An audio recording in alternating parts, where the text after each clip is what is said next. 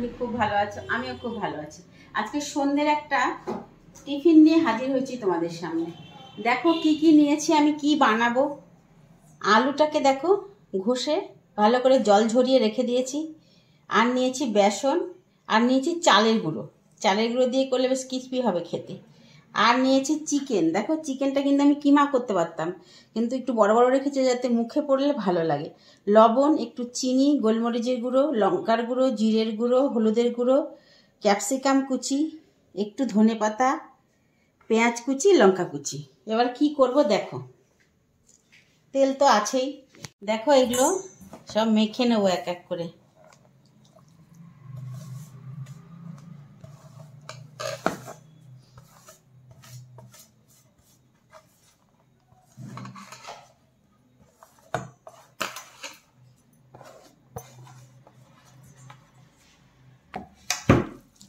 আগে আমি জল দেব না, যদি মনে হয় জল লাগবে তখন দেব।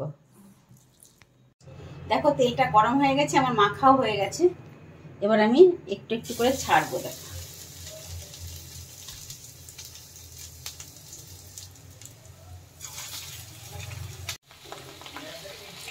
দেখো ভাজাগুলো একটা সাইড হয়ে গেছে, উল্টে দিলাম। দেখো আমার হয়ে গেছে, আমি এবার তুলে নেব। দেখো আমার রেসিপিটি কমপ্লিট হয়ে গেছে।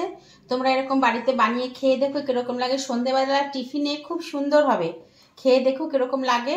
আর যদি ভালো লাগে তাহলে আমার চ্যানেলটিকে লাইক, কমেন্ট, শেয়ার এবং সাবস্ক্রাইব করো।